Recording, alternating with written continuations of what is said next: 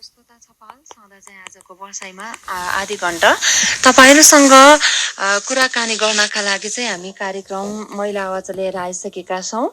यस कार्यक्रमको आर्थिक सहयोग चाहिँ नेपाल अस्ट्रिया साझेदारी संस्थाको रहेको छ भने कार्यक्रम उत्पादन चाहिँ रेडियो कैलाशले गरेको हो।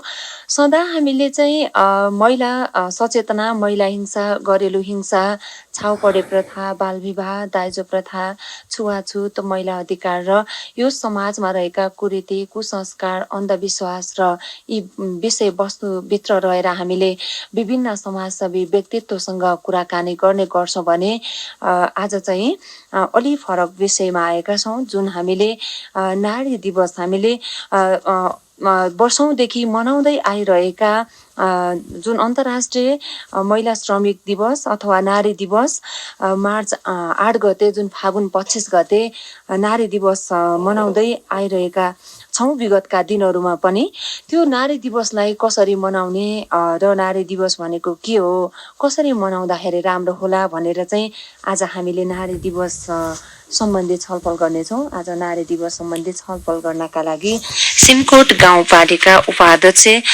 सुशीला रोकाएर जिल्ला समन्वय समितिका सदस्य सरिता राहत हुनुहुन्छ हाम्रो स्टुडियोमा। दुवैजना हाम्रो स्टुडियोमा आइसक्नु भएको छ। म दुवैजनालाई कार्यक्रम महिला आवाजमा स्वागत गर्न चाहन्छु। स्वागत छ। धन्यवाद। आज सर्वप्रथम त हामी नारी दिवसको विषयवस्तुलाई लिएर आधी घण्टा कुराकानी गर्नेछौं। नारी दिवसको सम्पूर्ण दिदीबहिनीहरूलाई 114औं नारी दिवसको चाहिँ म हृदयदेखि शुभकामना व्यक्त गर्न चाहन्छु। त्यो सँगसँगै सिमकोट गाउँपालिका उपाध्यक्षज्यू र जिल्ला समन्वयका सदस्य हुनुहुन्छ सरिता रावतज्यूलाई दुवैजनालाई मेरो तर्फबाट पनि शुभकामना व्यक्त गर्न चाहन्छु। धन्यवाद कार्यक्रम सञ्चालक बहिनी।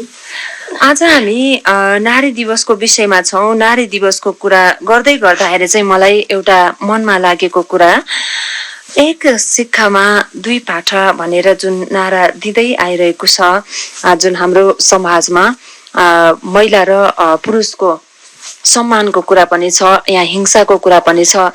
यी कुराहरूलाई हामी एकैछिनमा समेटेर कुराकानी त गर्ने नै छौं। आज चाहिँ 114औं अन्तर्राष्ट्रिय महिला अथवा नारी दिवस। नारी दिवसमा चाहिँ विभिन्न तरिकाले मनाउँदै आइरहनु भएको छ। यो सन्दर्भमा मैले सानो एउटा भनाइ राखेको छु। नारी भई नारीको पीर व्यथा हटाउनु छ, नारी भई नारीको पीर व्यथा हटाउनु छ, सहन सक्छन् नारी जाति गर्दैनन् अभिमान, सहन सक्छन् नारी जाति गर्दैनन् अभिमान, लिएर आएका छन् नारीले देवीको वरदान, लिएर आएका छन् नारीले देवीको वरदान। 114औं नारी दिवस श्रद्धा प्रेमले मनाउनु छ, 114औं नारी दिवस श्रद्धा प्रेमले मनाउनु छ, नारी भई नारीको पीर व्यथा हटाउनु छ, नारी भई नारीको पीर व्यथा हटाउनु छ।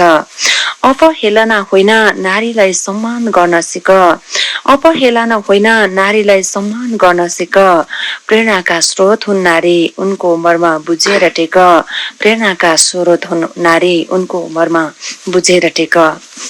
अब हामी कार्यक्रमको क्वेशनतर्फ प्रवेश गर्छौं। सर्वप्रथम त सिमकोट गाउँपालिका उपाध्यक्षज्यूलाई सोध्न चाहे, आजभोलि यहाँको दिनचर्या चाहिँ कसरी बिताइरहनु भएको छ र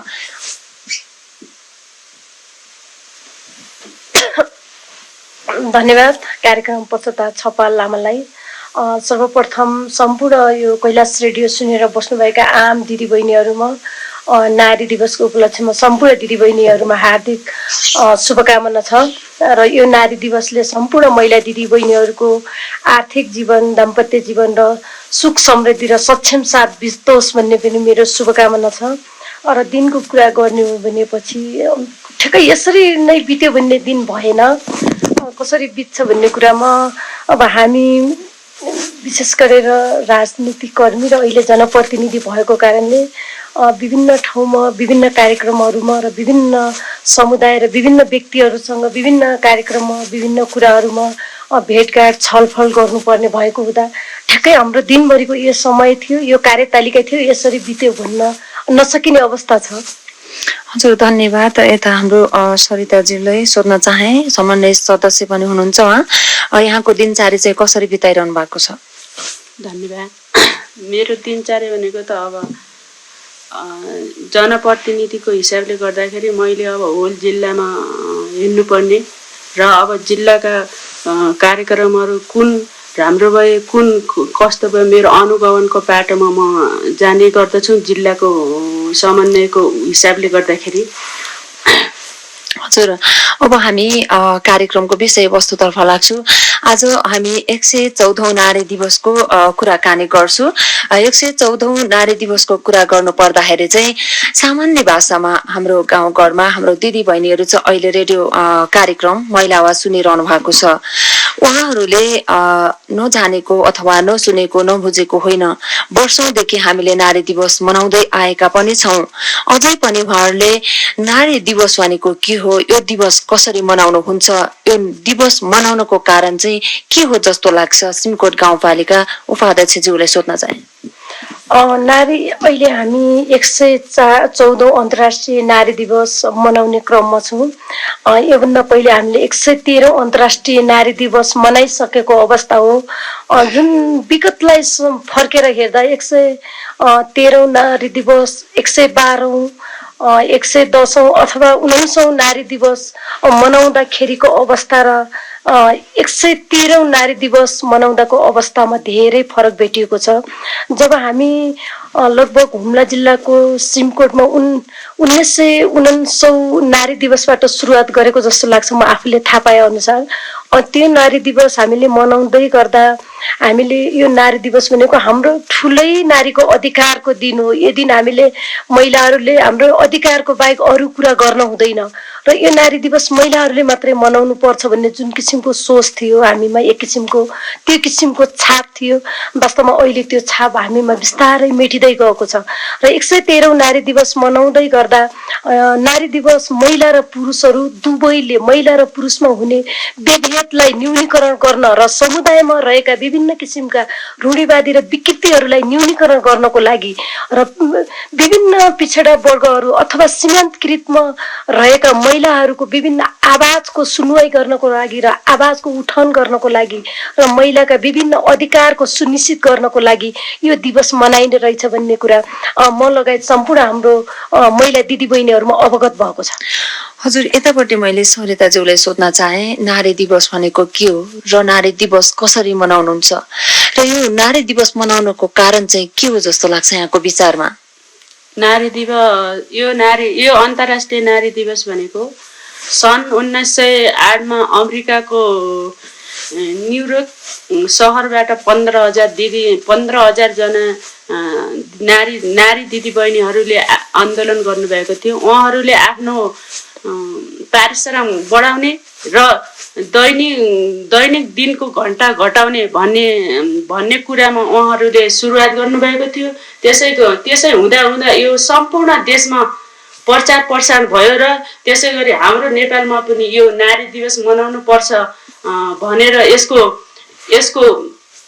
कुरा भएको थियो। त्यसै गरी हाम्रो देशका नारीहरूले पनि महिला हिंसा, हत्या, दाइजो प्रथा, कुरीति, यौन दुर्व्यवहार सबैको बोझ महिलाहरूमाथि आयो र महिलाहरूमाथि आयो।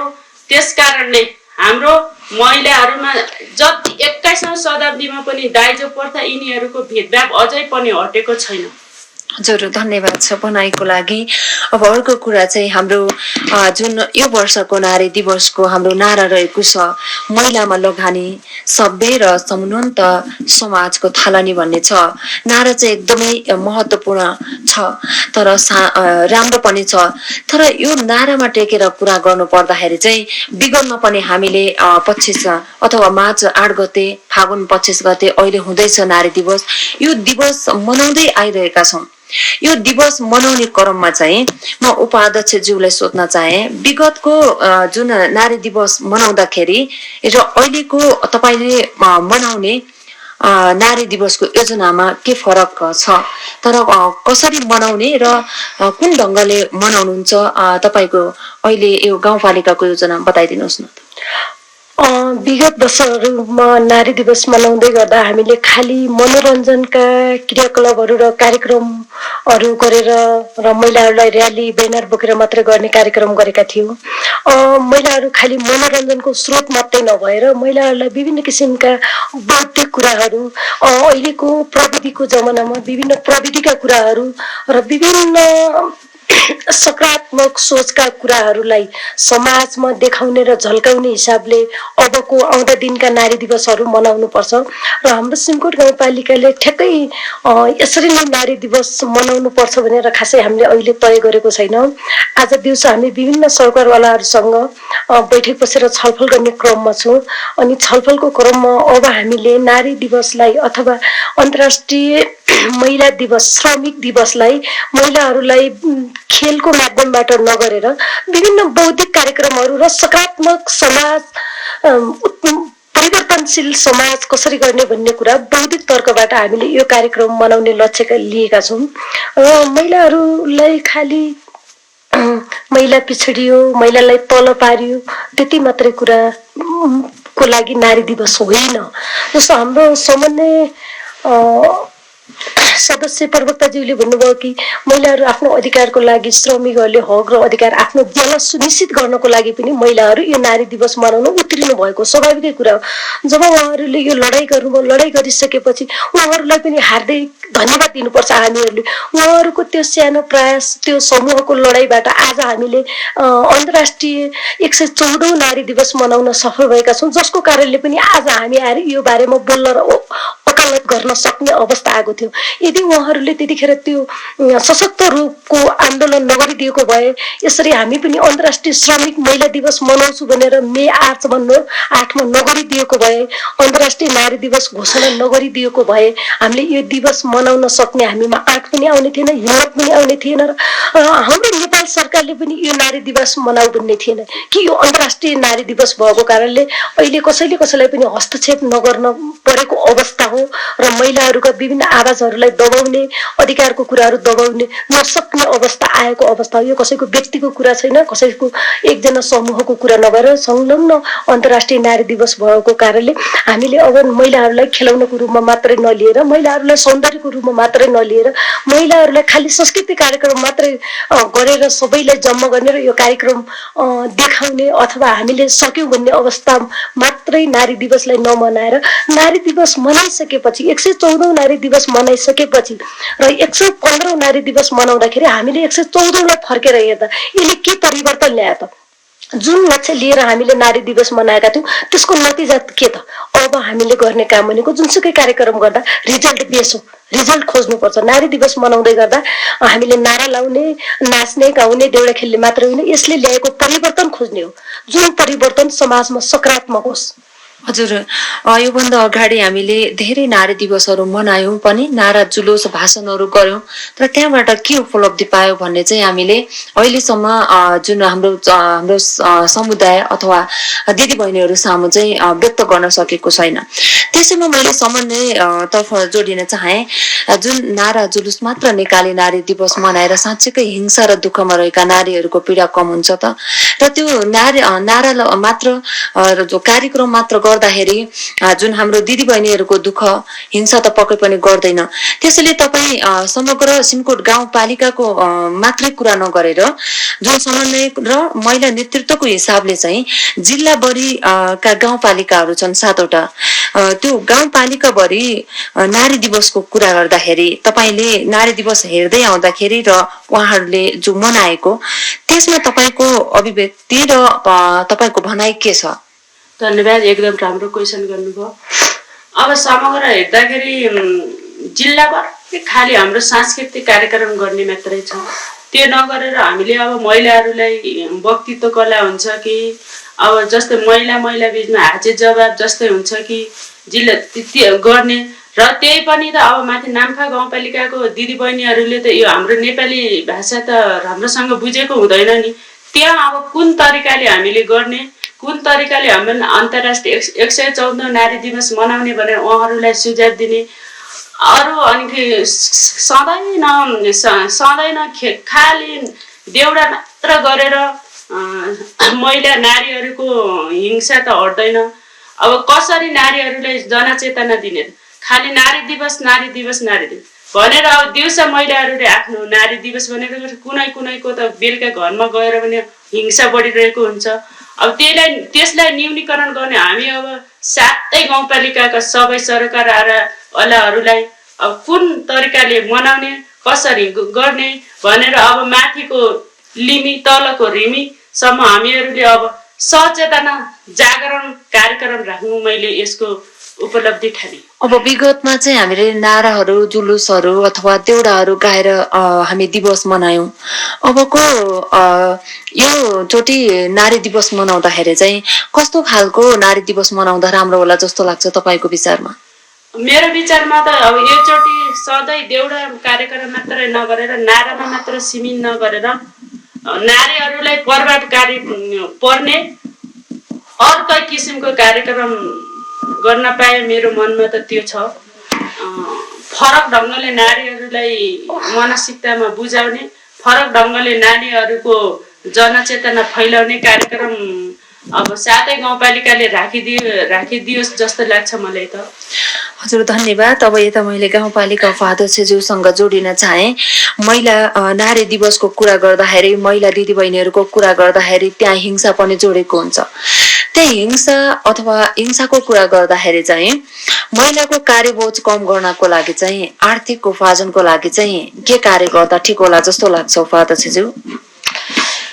सर्वप्रथम त मैले फेरि विगतलाई सम्झेँ। यो नारी दिवस मनाउने सन्दर्भमा समन्वयको प्रवक्ताले भने जस्तै नारी दिवस जसरी हाम्रो सिमकोट एउटा सदरमुकाम हो र जिल्लाका सम्पूर्ण सरकारवालाहरूको यो सहभागी र हुने ठाउँ हो।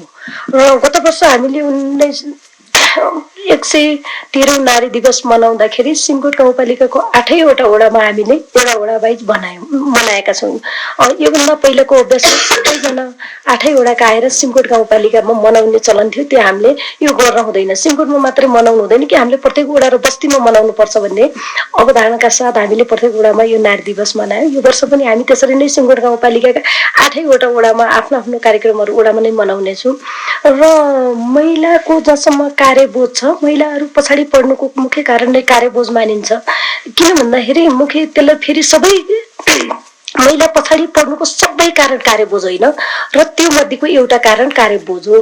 कार्यव्यस्तताको कारणले महिलाहरू हरेक ठाउँमा सहभागी हुन पाउँदैन र हरेक अवसरबाट महिलाहरू पछाडि पर्नुपर्ने एक किसिमको बाध्यता हुन्छ। हरेक अपर्च्युनिटीहरू उसले फुत्काउनु पर्ने त्यहाँनिरको अवस्था आउँछ। महिलाको कार्यबोझ जहाँसम्म महिलाले घरभित्रको काम महिलाको एकदमै बढी जिम्मेवारी हुन्छ।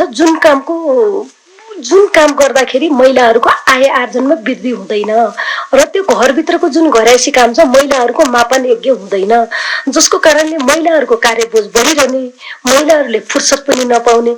यता महिलाहरूले गरेको कामको प्रतिफल पनि नआउने। महिलाहरूले के गरिन् त? भात पकाउने काम महिलाहरूको, छोराछोरी हुर्काउने काम, महिलाहरूको काम लुगा धुने। वास्तवमा महिलाहरूको काम त्यति मात्रै थिएन। त्यहाँभित्र त्यही काम गर्दाखेरि कति परिश्रम गएको थियो, महिलाहरूको कति समय गएको थियो र त्यसमा लगानी कति छ भन्ने कुरा, वास्तविक लगानीको प्रतिफल कहिले पनि आएन र कसैले प्रतिफल निकाल्न पनि चाहेन। विभिन्न अरू कामको विभिन्न गणितीय माध्यमहरूमा त्यसको पारिश्रमिक र ज्याला जोडिन्छ, ज्याला निकालिन्छ, तर महिलाहरूको घरेसी कामको कहिले पनि पारिश्रमिक र ज्याला निकालिएन। सानो कुरा जोड्न चाहे, तपाईँले पारिश्रमिक र ज्यालाको कुरा निकाल्नु भयो। त्यसमा चाहिँ अहिले चाहिँ एक सिक्काको दुई पाटा अथवा एक रथको दुई पाङ्रा भन्ने चाहिँ हाम्रो नारा छ समाजमा। हामी महिला र पुरुषमा बराबर अथवा सम्मान बराबर राख्नलाई र लिनलाई उहाँले चाहिँ संज्ञा यसरी दिनुभएको छ। तर अहिले भाषणमा अथवा कुनै गोष्ठीमा कार्यक्रममा मात्रै महिला र पुरुष बराबर भनेर उहाँहरूले नारा चाहिँ लगाउनु भएको छ। अहिलेसम्म हामीले हेर्दाखेरि चाहिँ ज्यालादारको कुरा होस् र अन्य कुरा होस्, महिला र पुरुषमा चाहिँ समान व्यवहार भएको देखिँदैन। यसमा चाहिँ तपाईँ के भन्नुहुन्छ र हाम्रो महिला र पुरुष बराबर ल्याउनको लागि चाहिँ के गर्नु पर्ला? यसमा मैले भनिहालेँ महिला हुनुको पीडामा म आफैलाई पनि महिला भएको कारणले कति पीडा भोगिरहेको छ र कुन अवस्थाको पीडा भोग्नुपर्छ कस्ता खाले पीडाहरू भोग्नुपर्छ भन्ने म स्वयं आफैलाई नै थाहा छ र अनुभव पनि छ।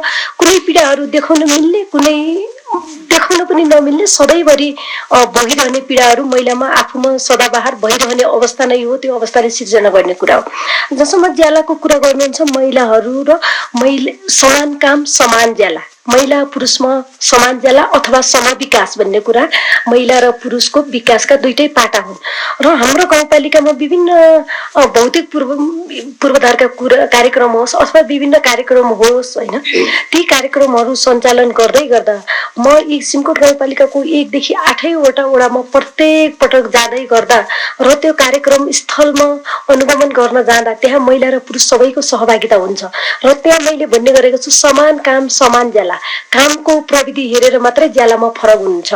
यदि पुरुष दाजुभाइले ज्याला बढी पाउनुहुन्छ भने उहाँहरू दक्ष मिस्त्रीको आधारमा ज्याला बढी पाउनुहुन्छ फरक काम हो। तर सबैले पुरुषले अथवा महिलाले लेबरको काम गर्छ भने हामीलाई समान ज्याला हुनुपर्छ भनेर प्रत्येक समुदायमा प्रत्येक दिदीबहिनीहरूलाई मैले जागरुक गराएर त्यो कुराहरू उहाँलाई भनिसकेको अवस्था छ र अहिले समान काम समान ज्यालाको अवस्था पनि सिमकोट गाउँपालिकामा छ। सबैको महिला र पुरुषको एकै खाले काम हुने उहाँहरूले ज्याला समान पाउनुहुन्छ र फरक कामको फरक ज्याला पुरुषहरूले दक्ष मिस्त्री हुनुहुन्छ अथवा महिला दिदीबहिनी त्यो खाले दक्ष मिस्त्री हुनुहुन्छ भने त्यो दक्ष मिस्त्रीको ज्याला पाउनुहुन्छ। यो कुरा ज्यालाको रूपमा भयो र सहभागिताको कुरा आउँछ। त्यो सँगसँगै महिला र पुरुषमा सहभागिताको कुरा यदि सहभागीको लागि महिलालाई सहभागी गराएको हो कि सहभागिताको लागि महिलाहरूलाई सहभागिता गराएको। यदि महिलाहरूलाई सहभागिता गराउनु छ भने महिलाहरूको अर्थपूर्ण सहभागिता गराउनु पर्छ। त्यहाँनिर विभिन्न उपभोक्ता समितिहरूमा अहिले नेपाल सरकारको नीति अथवा स्थानीय सरकारले ल्याएको नीति अनुसार उपभोक्ता समिति गठन गर्दा महिलाहरूलाई भाइटल पोस्ट दिनुपर्छ। एउटा नीतिगत कुरा छ। त्यो दिएर राख्नको लागि महिलालाई साँचो बनाउने होइन। महिलालाई एउटा उपाध्यक्ष दिने हामीले दिएकै त छौँ राखेकै त छ। महिला एउटा कोषाध्यक्ष हामीले कोषाध्यक्ष राखेकै त छ हामीले कहाँनिर नराखेको अवस्था हो। त्यो खाले कुरा आउँछ। कोषाध्यक्ष राख्दैमा महिलाको त्यहाँ सहभागिता पूर्ण भयो 100% छ भन्न मान्दैन। महिलालाई उपाध्यक्ष राख्दा बित्तिकै त्यो 100% महिलाहरूको सहभागिता छ भन्ने कुरा म मान्दैन कि महिलाहरूको त्यहाँ अर्थपूर्ण सहभागिता हुनु पर्यो। त्यो महिलाहरूले राखेका विभिन्न कुराहरू विभिन्न आवाजहरू त्यो महिलाहरूको कुराहरूलाई निर्णयमा ल्याउनु पर्यो। त्यो कुराहरू निर्णय रूपमा उतारेर कार्यान्वयन गर्नु पर्यो अनि मात्रै महिलाहरूको अर्थपूर्ण सहभागिता हुन्छ। हामीले भन्नुपर्ने कुरा र गर्नुपर्ने कुरा त धेरै छ तर उपाध्यक्षज्यूले एकदमै महत्त्वपूर्ण कुरा राख्नुभयो। हाम्रो दिदीबहिनीहरूको लागि हाम्रो समय चाहिँ अलिकति छोटो भएको हुनाले चाहिँ हामीले धेरै गर्नुपर्ने कुराहरू चाहिँ मनमा खड्केर बस्छ। अहिले चाहिँ अब समन्वय हाम्रो सदस्यज्यू हुनुहुन्छ सरिताज्यू उहाँले चाहिँ म आर्थिक सशक्त बनाउन शिक्षामा पनि पोख्त महिलाहरूलाई अगाडि बढाउनका लागि मेन कुरा त हामीलाई हिंसा हुनको कारण आर्थिक छ। यो आर्थिकलाई सशक्त र महिलालाई अगाडि बढाउनका लागि के गर्नु पर्ला जस्तो लाग्छ? महिलाहरूलाई अगाडि बढाउनको लागि हामीहरूले हाम्रो गाउँघरमा महिलाहरू एकदम शिक्षित छन्, अशिक्षित छैन, शिक्षित छन्। जुन शिक्षित महिलाहरूले महिलामाथि अशिक्षित व्यवहार गरिरहेकी छन्।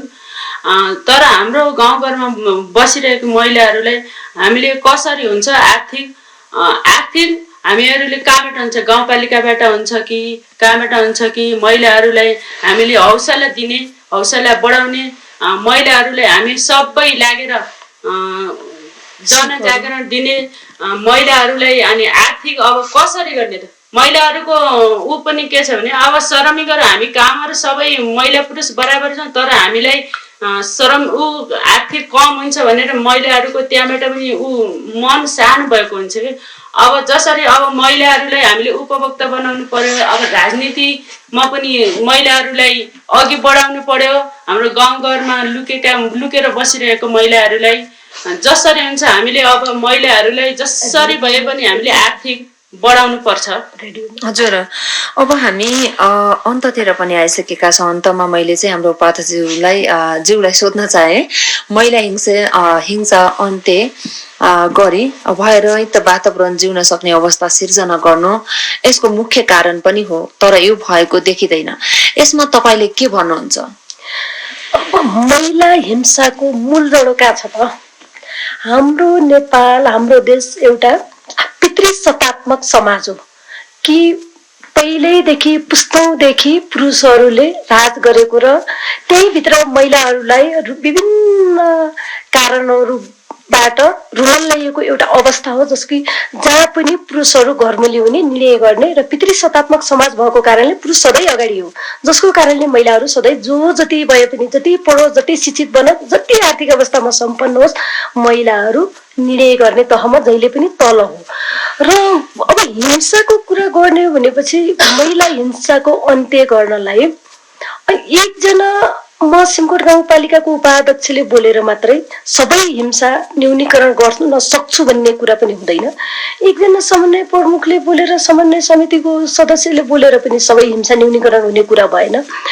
विभिन्न रेडियोले विभिन्न खाले जनचेतनामूलक कार्यक्रम दिएर पनि अहिलेसम्म हिंसा न्यूनीकरण भएको देखिँदैन। भर्खर मात्रै हाम्रो चितवनमा भएको जुन एउटा कक्षा 8 मा अध्ययनरत बहिनी शालिन पोखरेलको हत्याको घटनालाई हेर्ने हो भने हाम्रो देशको अवस्था कहाँ पुगिरहेको छ र अब हामीले छोरीलाई जन्म दिन कि नदिने भन्ने कुरा ठूलो चुनौती आएको छ र छोरीलाई कहाँनिर सुरक्षा छ त? छोरीलाई सुरक्षा दिनलाई हामीले के गर्ने त? जस्तो अहिले मध्य प्रदेशले गरेको छ बेटी बचाऊ अभियान ल्याएको छ। अब छोरीलाई बाँच्न पाउने ठाउँ कहाँ त? हामी गर्छौं अधिकारको कुरा, हामी गर्छौं हिंसा न्यूनीकरणको कुरा, हामी गर्छौं आर्थिक समृद्धिको कुरा, हामी कहाँनिर छौं त?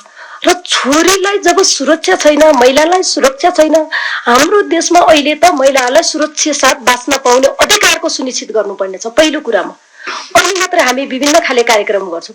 जब महिलाहरूलाई एउटा बाँच्न पाउने अधिकार हुँदाहुँदै पनि सुरक्षित साथ बाँच्न पाउने वातावरण छैन भनेपछि हिंसाको कुरा त दोस्रो चरणमा राख्छु। अहिले मैले विभिन्न खाले हिंसाका गतिविधिहरू भइरहेका छन्, नभएको छैन, न्यूनीकरण पनि भइरहेका छन्, सँगसँगै हिंसा पनि भइरहेका छन्। तर ती कस्ता खाले हिंसा त? हिंसाका प्रविधिहरू कस्ता त? र हिंसा गर्ने पीडकले अहिलेसम्म कति सजाय पाए त? कानुनी कति कानुनमा भएको जुन हाम्रो कानुन, नेपाल सरकारको हाम्रो संविधानले दिएको कानुनले जुन कानुन हिंसा गर्नेलाई यति सजाय छ, यस्तो खाले कानुन छ, त्यो खाले कानुन त्यो पीडित व्यक्तिले त्यो खाले कानुनको सजायको भागी भयो कि नै भन्ने कुरा सबैभन्दा ठूलो कुरा मान्छु अहिलेको अवस्थामा। जब हिंसाका गतिविधिहरू बढिरहेका छन्, पीडकले कानुनको कहिल्यै पनि भागीदारी भएन। अनि हामी जतिखेर जति जे बोल्यौं आफ्नो लागि मात्रै बोल्यौं, अरूको लागि के गर्यौं त? जुन कानुन नेपालको कानुनमा के लेखिएको छ त्यो कानुन अनुसारको कार्यान्वयन हुनु पर्यो हिंसाका गतिविधिहरू न्यूनीकरण गर्नको लागि। र हिंसाका घटनाहरू प्राय बाहिर आउँदैनन् कहिल्यै पनि।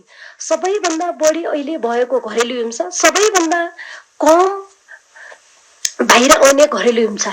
कारण के हो भने कुनै पनि ठाउँमा गएर हिंसाका उजुरीहरू कार्यान्वयनमा आउँदैनन्। यस कारणले यो बाहिर ल्याउनु भन्दा, लाज हुनु भन्दा हामीले घरभित्र नै दबाएर बस्नुपर्छ। यी घटनाहरू बाहिर ल्याउनु हुँदैन भन्ने अहिले सबैको मानसिक छाप परेको छ, जसको कारणले हिंसाका गतिविधि घट्ने होइन, बढ्दो क्रममा जारी छ। यसको कुरा त विशेष गरेर राज्य लेभलमा, माथिल्लो निकायमा विशेष ध्यान दिनुपर्ने अवस्था हो। त्यो भन्दैमा हामी स्थानीय सरकार पनि चुप्प लागेर बस्नु हुँदैन। हामीले आफ्नो तवरबाट गर्ने विभिन्न खाले सकारात्मक रूपका कार्यक्रमहरू हिंसा न्यूनीकरण गर्नको लागि लगेर जानुपर्छ र सम्पूर्ण सरकारवालाहरूको हातेमालो गरेर यस्ता कार्यक्रम, यस्ता गतिविधिहरूलाई न्यूनीकरण गर्न, रोक लगाउन सक्नुपर्छ। हजुर, धन्यवाद यहाँको भनाइको लागि। अब चाहिँ हामी कार्यक्रमको अन्तमा आइसकेका छौँ। अन्तमा चाहिँ तपाईहरू जुन नारी दिवसको कुरा गर्यौं हामीले, आज नारी दिवसको कुरा गर्दाखेरि चाहिँ जुन भव्य सभ्य मनाउनका लागि फागुन 25 गते अथवा मार्च 8 गते भव्य सभ्य नारी दिवस मनाउनु हुनेछ। र अहिले अन्तमा आएर समन्वय सदस्य सरिता राहजी हुनुहुन्छ। अन्तमा तपाईको मनमा खड्केका जुन हाम्रो दिदी बहिनीहरूलाई, सिमकोट गाउँपालिकाको मात्र होइन, सम्पूर्ण 7वटै गाउँपालिकाको दिदी बहिनीहरूलाई के भन्न चाहनुहुन्छ? 7वटा गाउँपालिकाको दिदी बहिनीहरूलाई 114 नारी दिवसको धेरै धेरै शुभकामना छ। अब हामी नारीहरूले कस्तो छ भनेपछि घरमा बस्यो बुवा दाइको विश्वास छैन, होस्टेलमा बस्यो सरहरूको विश्वास छैन, स्कुलमा बस्यो सरहरूको विश्वास छैन, राजनीति गर्यो नेताहरू त्यो नेताहरूको विश्वास छैन, ठुला ठुला मन्त्रीहरू उहरूको विषय अब हामी महिला नारी दिदीबहिनीहरूले कुन कुना कन्दरामा बसेर सुरक्षित हुने हो त? जति हामीले कार्यक्रम गरे पनि, जति हामीले गरे पनि हाम्रो समाजमा अझै सुध्रिएको छैन। हामीहरूले अब यो कसरी सुधार्ने र कुन तरिकाले सुधार्ने हो? अब 7वटा गाउँपालिकाको दिदीबहिनीहरूलाई म के भन्न चाहन्छु भने हामीहरू 114औं नारी दिवस हामीले भव्य र सभ्यका साथ मनाउनु। 7वटा गाउँपालिकाको दिदीबहिनीहरूमा हिंसा, दुर्व्यवहार, यस्तो सबै महिलामाथि हुने दुर्व्यवहार, हिंसा, यौन दुर्व्यवहार सबै नहोस् भन्ने शुभकामना दिँदै म धन्यवाद। अन्तमा उपाध्यक्षज्यू, तपाईँको भनाइ के छ? हाम्रो दिदीबहिनीहरूलाई के भन्न चाहनुहुन्छ? सर्वप्रथम त मैले यो भर्खर मात्रै चितवनमा हत्या गरिएको अथवा मारिएको जुन बहिनी शालिन पोखरेल छन्, उहाँले न्याय पाओस्, निर्मला पन्तको जस्तो नहोस्। मेरो 114औं नारी दिवसको पहिलो अपिल यो छ। दोस्रो कुरा, मैले सम्पूर्ण यो कैलाश एफएम रेडियो सुन्न पाउने कतिको दिदीबहिनीलाई फुर्सद थियो यो आवाज सुनेर बस्नु भएको दिदीबहिनीहरूलाई मैले के हार्दिक अपिल गरेँ भने, धेरै पहिलेदेखि म एउटा सामाजिक अभियन्ता पनि थिएँ। म एउटा राजनीतिमा लागेको सामाजिक अभियन्ता भएको कारणले विभिन्न कार्यक्रममा जाँदै गर्दा, बोल्दै गर्दा, विभिन्न समुदायमा जाँदै गर्दा मैले सबैभन्दा पहिले हाम्रो समुदायका दिदीबहिनीहरूलाई दसैँ औँला जोडेर, दिदीबहिनीहरू सबैभन्दा पहिले छोरीलाई पढाइदिनुस्, छोरीमा लगानी गरिदिनुस्, छोरीमा लगानी गरेको लगानी खेर जाँदैन। जब एउटा पुरुष शिक्षित हुन्छ ऊ आफू मात्रै शिक्षित हुन्छ, एउटा महिला शिक्षित हुन्छ ऊ आफू शिक्षित हुन्छ, उसको छोराछोरीलाई शिक्षित बनाउँछ, उसको परिवारलाई शिक्षित बनाउँछ, उसको समुदायलाई शिक्षित बनाउँछ, जसले एउटा वडा शिक्षित बनाउँछ, एउटा गाउँ शिक्षित बनाउँछ, हुँदै गर्दा एउटा सिङ्गो राष्ट्रलाई टेवा पुर्याउँछ। त्यस कारणले छोरीलाई लगानी गराइदिनुहोस्, छोरी र बुहारीलाई शिक्षा दिनुहोस् भन्ने विभिन्न ठाउँमा मैले अपिल गरेको थिएँ। र अहिले पनि मैले त्यही भन्न चाहन्छु, छोरी र बुहारीलाई शिक्षा दिदिनुहोस्। शिक्षा सर्वसर्व हो, सबैभन्दा पहिला शिक्षा सर्वसर्व हो। जब हामीसँग शिक्षा छ, शिक्षा भएपछि हामीले विभिन्न हामीलाई एक किसिमको क्षमता आउँछ, आँट आउँछ। जब म शिक्षित हुन्छु, अर्को शिक्षित हुन्छ, उसलाई एक किसिमको आँट आउँछ, सकारात्मक सोच आउँछ। शिक्षाले मान्छेलाई साक्षर बनाउँछ, शिक्षाले मान्छेलाई लगनशील बनाउँछ, शिक्षाले मान्छेलाई आर्थिक उन्नतितिर कसरी लैजाने भन्ने एक किसिमको धारणा क्रिएट गर्छ र सकारात्मक सोच गर्छ। समुदायलाई नै सकारात्मक बनाउनु पर्छ भन्ने एक किसिमको आँट ल्याउँछ। त्यस कारणले सबैभन्दा पहिला शिक्षालाई ठुलो हतियार बनाउनु पर्छ, शिक्षित बन्नुपर्छ। र तेस्रो कुरा, महिला दिदीबहिनीहरूले आय आर्जनका कामहरू र सिपमूलक कामतिर बढी जोड दिनुपर्छ।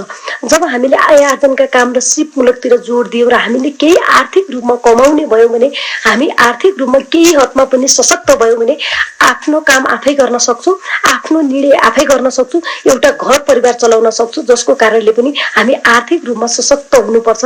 यसै कारणले विभिन्न कामहरू हामी गर्छौँ, हाम्रो कामलाई निरन्तरता दिँदै र आय आर्जनका कार्यक्रम र सिपमूलक कार्यक्रममा पनि तपाईँहरू अगाडि बढ्नुहोला र विभिन्न कार्यक्रममा अगाडि बढ्दै गर्दा आफूसँग भएको ज्ञान, सिप र धारणा, आफूले जानेका कुराहरू अर्को समुदायलाई, अर्को दिदीबहिनीहरूलाई सकारात्मक रूपमा सन्देश दिदिनु हुन पनि मैले हार्दिक अनुरोध गर्दै 114औं नारी दिवसको पुनः शुभकामना दिन चाहन्छु।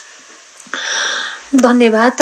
अहिले हामी कार्यक्रमको अन्ततिर आइसकेका छौँ। एकदमै आफ्नो व्यस्तताको समयको व्यस्तताको बावजुदमा पनि बाहिर चाहिँ एकदमै जाडो पनि छ, हिउँ परेको छ, चिसोलाई नभनेर स्टुडियोमा आएर उहाँहरूले एकदमै महत्त्वपूर्ण गहकिलो बनाइराखिदिनु भएकोमा सिमकोट गाउँपालिका उपाध्यक्ष सुशीला रोकायाज्यू र समन्वय समितिका सदस्य सरिता रावतज्यूलाई चाहिँ म हृदयदेखि धन्यवाद दिन चाहन्छु। धन्यवाद छ। अब हामी प्रत्येक मार्च 8 मा मनाउँदै आइरहेका अन्तर्राष्ट्रिय नारी दिवस कुनै उत्सव नभई जुन हामी उत्पीडित महिलाहरूको लैङ्गिक हिंसा विरुद्धको आवाज हो, जुन हामी धेरै दिदीबहिनीहरूले आफ्नो हिंसा विरुद्ध उहाँले लडाइँ गरेर जुन यो स्थापना मार्च 8 को दिन चाहिँ उहाँहरूले आफ्नो नारी दिवस स्वरूप एउटा पर्वको रूपमा, दिवसको रूपमा स्थापना गरेको हो। त्यसैले 7वटै गाउँपालिकाको दिदीबहिनीहरूलाई म के भन्न चाहन्छु भने धेरै हामीले प्रतिस्पर्धा होइन यो दिवसलाई चाहिँ 365 दिनको जुन एक दिन हामीले आफ्नो मनभित्र रहेका दुःख पीडाहरू हिंसाहरू जो खुम्चिएर राखेका हुन्छन् त्यसले चाहिँ कुनै खुसियाली रमाइलोका साथ साटासाट गर्नका लागि पोख्नका लागि तपाईहरू कार्यक्रममा आएर उपस्थित भएर आफ्नो भनाइहरू राखिदिनु होला रमाइलो गरिदिनु होला भन्न चाहन्छु र हाम्रो नारी दिवस चाहिँ हाम्रो सिमकोट गाउँपालिकाले चाहिँ भव्य सभ्य र जो महिलाहरूलाई सक्षम सशक्त बलियो बनाउनु हुनेछ दुवैजना राजनीतिक क्षेत्र राजनीतिक कर्मी त्यो सँगसँगै नारी जुन नेतृत्व पनि हुनुहुन्छ र एउटा सामाजिक अभियन्ताकर्ता पनि हुनुहुन्छ उहाँहरूले त्यो ठाउँमा गएर महिलाहरूको लागि हक हितको लागि र हिंसा विरुद्धको लागि दाइजो अथवा छाउपडी हरेक हिंसाहरू छ यी कुरीतिहरूले हामीले जडैदेखि उखालेर फाल्न त सकिँदैन निर्मूल पार्न त सकिँदैन अलिकति भए पनि न्यूनीकरण गर्न सक्नुहुनेछ उहाँहरूले आवाज राखिदिनु हुनेछ र कार्यक्रममा आउनु भएकोमा दुवैजनालाई धन्यवाद दिँदै र धन्यवाद चाहिँ नेपाल अस्ट्रेलिया साझेदारी संस्थाले पनि आर्थिक सहयोग गरिदिनु भएकोमा उहाँले पनि धन्यवाद दिँदै र मेरो आवाजलाई र महिला आवाज सम्बन्धी आवाजलाई सम्पूर्ण रेडियो मोबाइल सेटसम्म पुर्याउन सहयोग गर्नुहुने प्राविधिक मित्र हुनुहुन्छ ओबराज साई उहाँले पनि धेरै धेरै धन्यवाद दिँदै अर्को दिन तपाईहरुसँग यस्तै कुराकानी गर्नका लागि अर्को व्यक्तित्व लिएर आउने बाचा गर्दै आजको कार्यक्रम महिला आवाजबाट म प्रस्तोता छपाल बिदा हुन्छु नमस्कार शुभ बिहानी गाउँ घरको